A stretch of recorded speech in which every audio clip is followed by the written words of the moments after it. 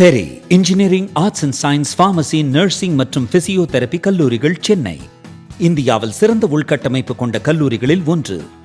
100% வேலை வாய்ப்பினை உறுதி செய்யும் சாதனை. ஆயிரக்கணக்கான பிற கல்லூரி மாணவர்களுக்கும் வேலை தந்த பெருமை. பெரி, எங்கள் கண்களில் உங்கள் கனவுகள்.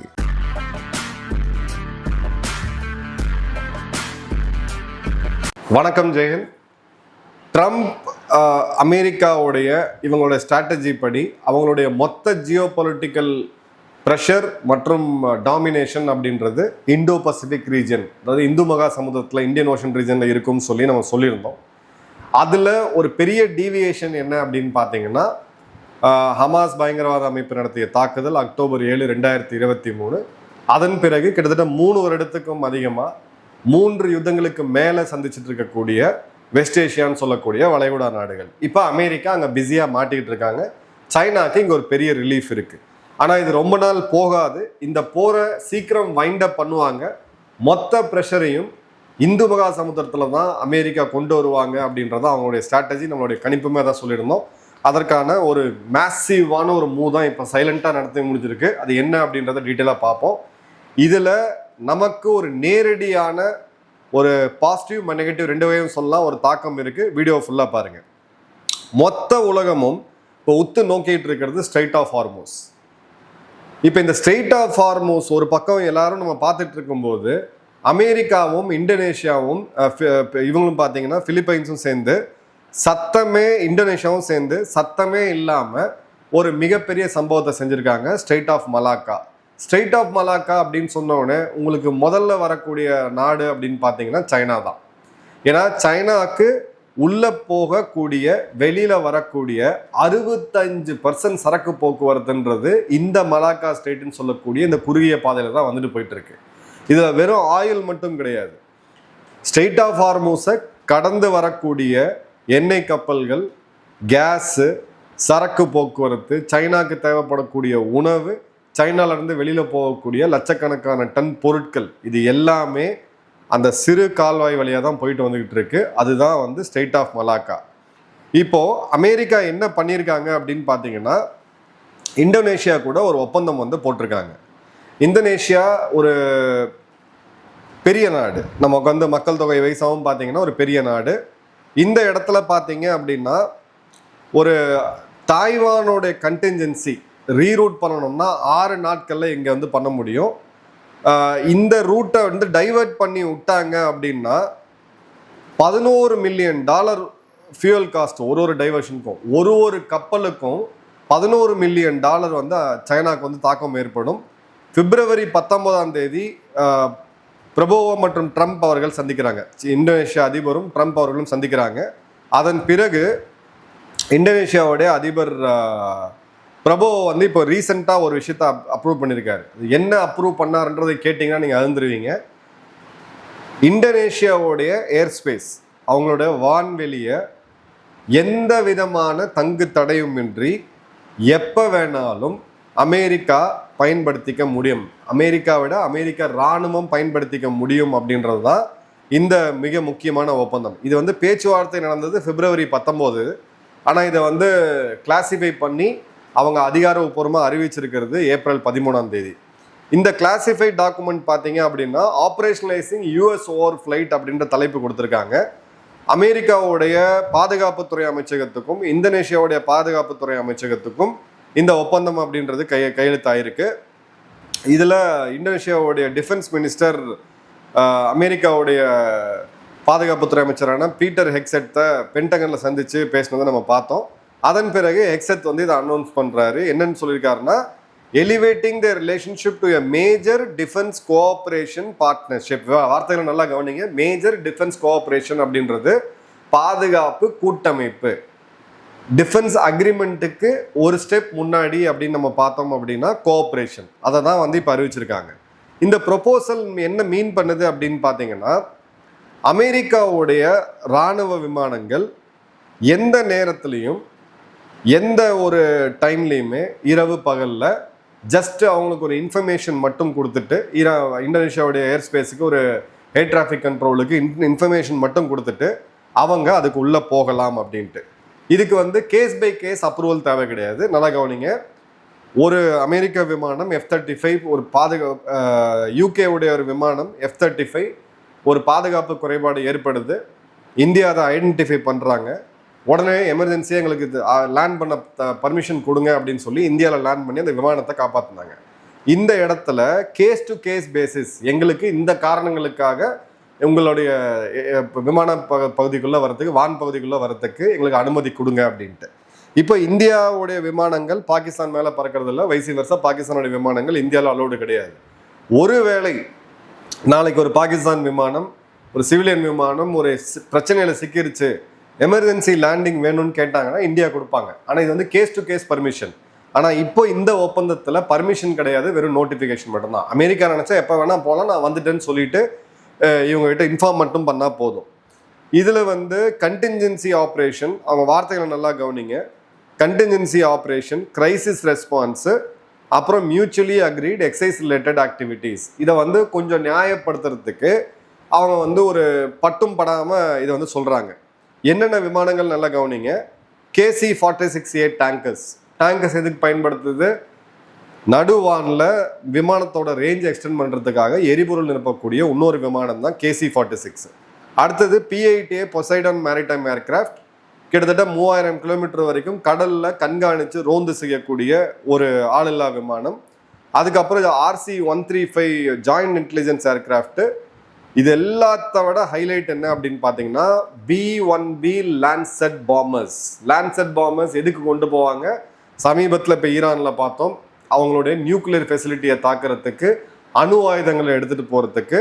அதுக்கப்புறம் பார்த்தீங்கன்னா C-70 டிரான்ஸ்போர்ட் ஏர்கிராஃப்ட். ஸோ 4 முக்கியமானது. கடலில் வரக்கூடிய சீன விமானங்களில் தொடர்ந்து கண்காணிக்கிறதுக்கு, அதே மாதிரி நடுவானில் எரிபொருள் நிரப்பக்கூடிய விமானம், அதன் பிறகு இவங்களுடைய B-1B ஸ்ட்ராட்டஜிக் பாம்பர்ஸ், அதன் பிறகு டிரான்ஸ்போர்ட் ஏர்கிராஃப்ட் துருப்புகள் எடுத்துகிட்டு போகிறதுக்கு. ஸோ சைனாவை என்ன அழகாக இவங்க கார்னர் பண்ணுறதுக்கான யுக்தி எடுத்திருக்காங்க அப்படின்றத பார்க்குறோம். ஏன்னா மொத்த வேர்ல்டும் இங்கே பாயிண்ட் பண்ணிட்டு இருக்கும்போது இப்போ அடுத்த கேம் மலாக்கா ஸ்ட்ரைட்டில் தான் ஆரம்பிக்க போகுது அப்படின்றத பார்க்குறோம். இப்போது இந்தோனேஷியா கவர்மெண்ட் அஃபிஷியலாக என்ன சொல்கிறாங்க அப்படின்னு பார்த்தீங்கன்னா, இதை பப்ளிஷ் பண்ணிவிட்டு இல்லை டிசைன் ஸ்டேஜில் தான் இருக்குது, இது கட்ட ஒரு ப்ரிலிமினரி ஸ்டேஜில் தான் இருக்குது, இது நான் பைண்டிங்கு, இந்த ஒப்பந்தத்தை வந்து ராட்டிஃபை பண்ணலைங்க, இதுக்கு இப்போ இது வந்து இந்த ஒப்பந்தத்தை யாரும் மதிக்காமல் போனாலும் மதிக்காமல் போயிட்டாங்க, இதுக்காக ஒரு லீகல் பைண்டிங்லாம் கிடையாது அப்படின்னு சொன்னால் கூட கிளியர் கட்டாக இது வந்து அவங்கள உள்ளே இருக்கக்கூடிய ஆடியன்ஸு, ஏன்னா நம்ம நாட்டோடைய வான்வெளி நாளைக்கு முழுவதும் அமெரிக்கா கொடுத்துட்டோம், அமெரிக்க விமானம் எப்போ வேணும் பறக்கலாம் அப்படின்னு சொன்னாங்கன்னா இங்கே அரசாங்கம் ஆட்டம் கண்டுரும். ஏன்னா எதிர்கட்சிகள் இருந்து நம்மளிருந்து எல்லாருமே போட்டு நொறுக்கி எடுத்துருவோம். ஸோ இந்த மாதிரி ஒரு விஷயத்த பண்ணும்போது உள்ளூர் ஆடியன்ஸுக்கு அவங்க வேற மாதிரி கொடுக்குறாங்க. இல்லை நம்ம சைனா அமெரிக்காவுக்கு விலை போகலை, அமெரிக்காவுக்கு நம்ம அடிமையாக மாறலை அப்படின்னு சொன்னாலும் இது வந்து தாய்வானுடைய ஒரு கண்டின்ஜென்சியாக நம்ம பார்க்கலாம். ஏன்னா CSISன்னு சொல்லக்கூடிய centre for strategic and international studies February 26 அதாவது இந்த வருடம் February மாதம் ஒரு இது பண்ணுறாங்க, ஒரு மாடலிங் ஒன்று பண்ணுறாங்க. மாடலிங்கில் பண்ணும்பொழுது தாய்வானை சைனா தாக்குறாங்க. இப்போ அமெரிக்கா ஹெல்ப்புக்கு போகுது. இப்போ ஒரு எமர்ஜென்சி சுச்சுவேஷன் வருது, அமெரிக்காவுடைய விமானம் அவசர கதியில் இந்தோனேஷியாவுடைய வான் பகுதியை யூஸ் பண்ணணும், இல்லை இறக்கணும், விமானத்தை தரையிறக்கணும்னு சொல்லிட்டு. இப்போ இந்தோனேஷியா என்ன சொல்கிறாங்கன்னா, நாங்கள் நான் அலைண்டுங்க, நாங்கள் எந்த அணிசார நாடுகள் நாங்கள் அலோவ் பண்ண முடியாது அப்படின்னு சொன்னாங்கன்னா அது அவங்களுக்கு அமெரிக்காவுக்கு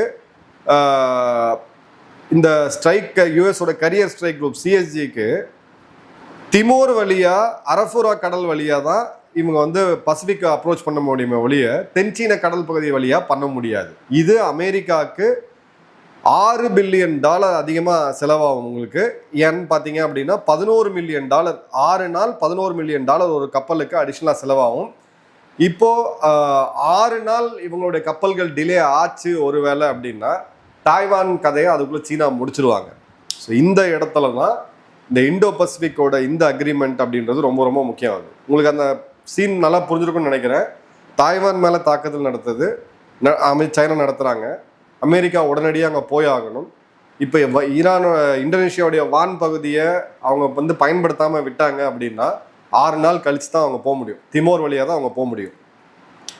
இப்போ இந்த இடத்துல மலாக்கா ஸ்ட்ரெயிட் எங்கேருந்து வந்துச்சு? ஏன்னா இந்தோனேஷியா மலாக்கா ஸ்ட்ரெயிட்டை கண்ட்ரோல் பண்ணக்கூடிய ஒரு மிகப்பெரிய நாடு.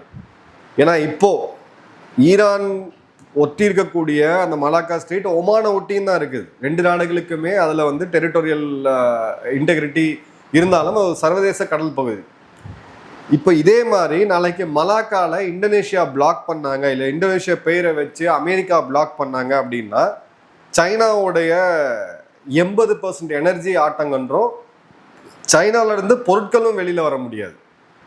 So CPEC corridor, China Pakistan economic corridor, அதுக்கு முன்னாடி அவங்க போட்ட ஒன் பெல்ட் ஒன் ரோடுன்னு சொல்லிட்டு அதுக்கப்புறம் அது பேரை மாற்றினாங்க பெல்ட் அண்ட் ரோடு இனிஷியேட்டிவ்னு சொல்லிட்டு.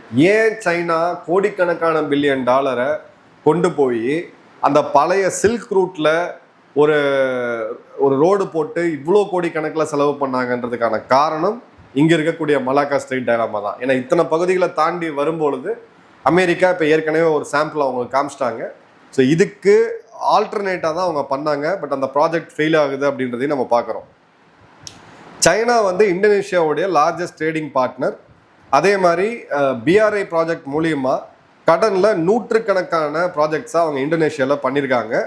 இப்போ இது வந்து ஏற்கனவே சைனாவுடைய ஆளுமையில் இருக்கக்கூடிய நாடு, அதுவும் ஒரு போர், ஒரு ஸ்ட்ரெயிட் ஆஃப் ஹார்மூஸை மையமாக வச்சு ஒரு உச்சக்கட்டத்தில் ஒரு போர் போயிட்டு இருக்கும்போது இப்போ மலாக்கா ஸ்ட்ரெயிட்டை கண்ட்ரோல் பண்ணக்கூடிய ஒரு நாடு அமெரிக்காவோட நேரடியாக டிஃபென்ஸ் பார்ட்னர்ஷிப் வந்தது அப்படின்றது ஒரு பெரிய ஒரு அதிர்ச்சியை சைனாவுக்கு கொடுத்துருக்கு, இந்தியாவுக்குமே சரி. ஏன்னா ஆசியான் நாடுகள் ஜென்ரலாக சைனா சார்பாக இருக்கிறதுனால அமெரிக்கா பிலிப்பைன்ஸ் உறவு அவங்க வந்து கூட்டாக முடிவெடுக்க திணறுவாங்க.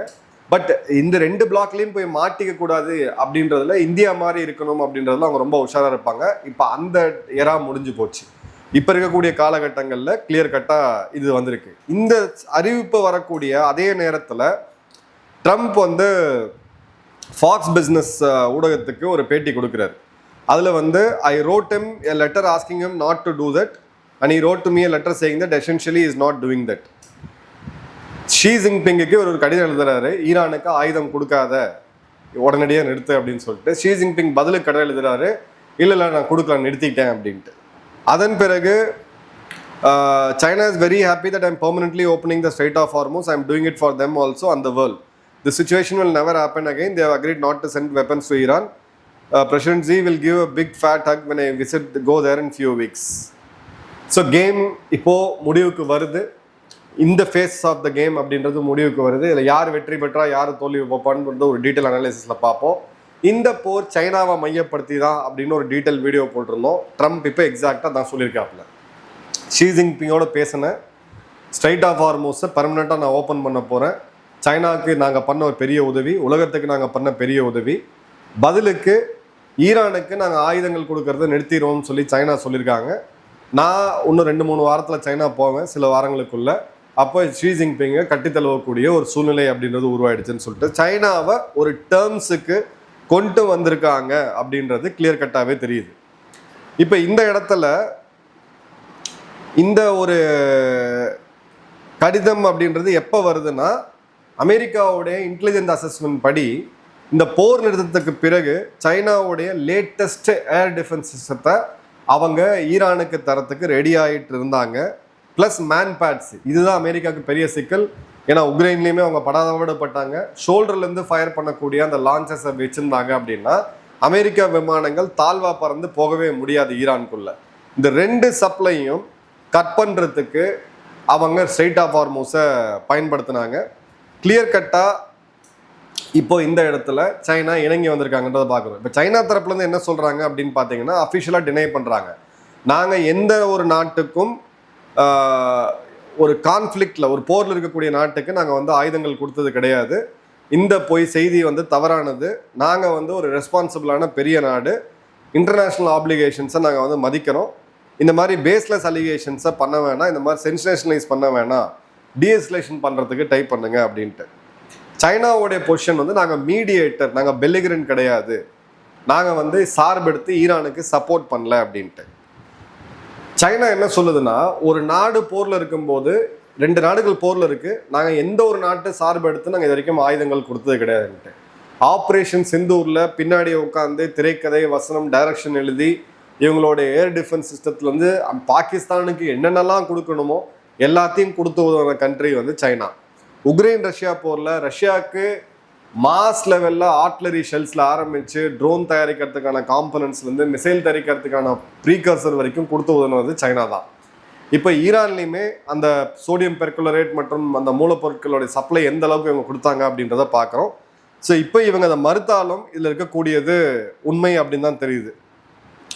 ஸோ சைனாவை பொறுத்த வரைக்கும் அவங்க வந்து இந்த மேன்பேட்ஸை மூணாவது நாடு பாகிஸ்தான் போன்ற காசு வாங்கிட்டு செலவு என்ன வேணால் பண்ணக்கூடிய நாடுகள் மூலியமா உள்ளே கொடுக்கறது.